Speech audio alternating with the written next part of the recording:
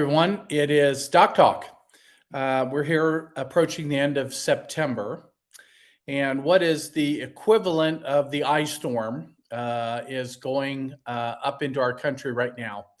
So we're just in front of Hurricane Helene, and Helene formed in the Caribbean, which is typical for this time of the year. They decided not to name a storm that moved into the Carolinas a couple weeks ago, so it was an unnamed storm. It probably should have been the H storm, and this has all the characteristics of the storm names that begin with the letter I. So we refer to them as the I storms, where I live on the west coast of Florida, because those ice storms have a terrible reputation from Irma and Ian and Idalia last year. And here we are with this huge storm coming up through the Gulf right now, still building in intensity. So we're going to talk about storm dangers and the health risks of storms. This storm is coming in. It's been well advertised. It is a huge storm. So tropical wind field is greater than 300 miles, which is a very, very large storm. The hurricane winds will be more tightly packed than that, probably around 80 miles, but 300 miles for tropical storm winds. This storm is moving up through the Gulf. It'll blow through the Big Bend area of Florida, which is a typical spot to get hit by hurricanes. That area is frankly hit so hard so many times that really they can't build. And so you really don't have cities along that curved area north of Tampa area there because of how frequently they get hit by the hurricanes. Really, this storm then is moving up. It's gonna blast Tallahassee, and then it's going to go into Georgia and affect Atlanta, Georgia severely. It's going to go in the Carolinas, and some of the heaviest rains are going to be in Carolinas. And then it's going to move up through Tennessee and Kentucky, and then probably sit there for a while. The greatest rain accumulations for this, and therefore the place with the greatest life risks, will probably be in the Carolinas, Tennessee, and perhaps into Kentucky. Now, that doesn't make any sense when you just say hurricane to someone, and Hurricane Helene, it's got winds, et cetera. We fortunately live at a time where most of our structures are wind resistant, and the wind is not what kills human beings. What kills human beings is water, and the storm surge from this will be very significant. It is supposed to be above 15 feet in some areas. And as you know from the storm 2 years ago, Ian, the surge was very large and swept people and structures away in the very populated area of Southwest Florida and killed a lot of people. The structure damage that will occur from storm surge in that part of Florida where Helene is supposed to hit will be much less significant because there aren't very many structures there, and the big cities are not in that area. The tropical storm winds will move into Atlanta, Georgia, and I've been there before when tropical storms came to visit, and they're devastating to the heavy foliage that's in Atlanta, Georgia. And then what is really the life threat with this storm is the flooding that is going to occur with many, many inches of water. And, some of the estimates are 15 and 18 inches of water through northern Georgia, the Carolinas, Tennessee, and maybe into Kentucky. That's the current forecast. That kind of water in those areas is a life threat.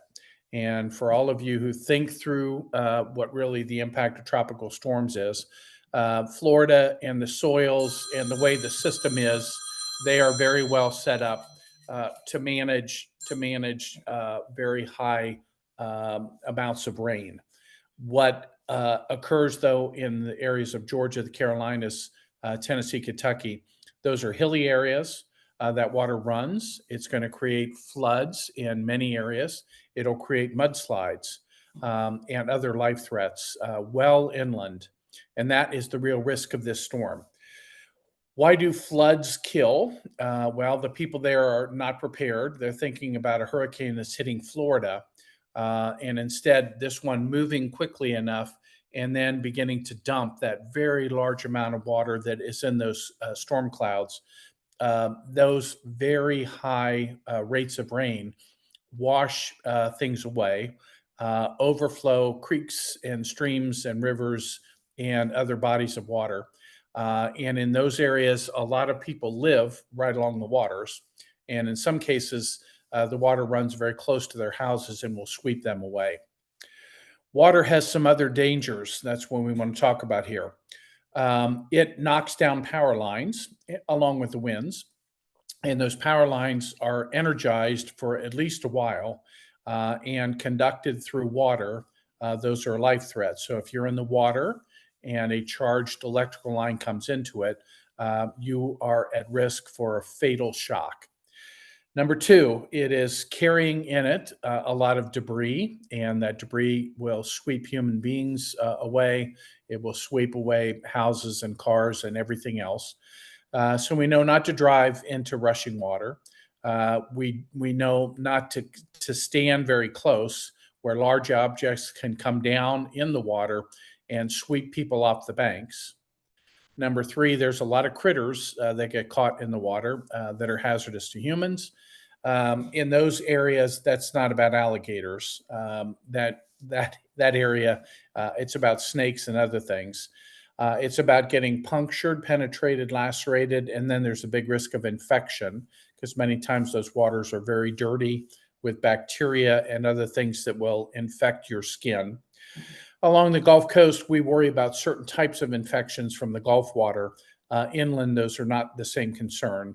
But we know in the Gulf Coast, after the storm has hit and the Gulf waters are filled with debris, that they can have very high infection risks. And from getting punctured by nails, glass, and other things that are in the water, people have lost their limbs that have to be amputated, and they've lost their lives. Inland, this is about bacterial sources generally of infections. And so you don't want to be walking around in bare feet or any areas that are covered in sharp-edged debris, which when you have flooding tropical rainstorms, that can occur. There's a risk for falling in that water and then getting swept in, et cetera. And I know the children go out and play in the fresh waters when rains have occurred. When they get stagnant, though, is when it's very, very much a system which propagates a lot of bacteria and other things that can be very dangerous to people.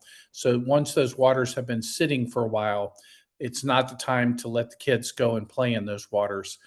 They can be very dangerous. That's also when the maximum amount of other critters are in the waters. We have in the usual Florida way, we have a very resilient electrical system, and typically the power crews are there very quickly to restore power. But in the inland areas, they may not be able to get to them quickly, and there's going to be a long path of destruction and power outages that go along with Hurricane Helene, and it's likely that it's going to take some time to restore power. As you are using generators, the life threat is left close to a structure where people are. Those generators all produce high levels of carbon monoxide, and that carbon monoxide can kill. And so for those of you who may be in situations where you have to use a generator, please be very careful. They have to be away from structures, and the exhaust has to move away from structures, particularly at night.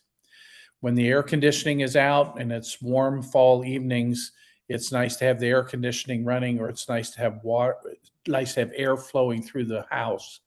But if it contains all the fumes from the generator, that is significantly a risk for you.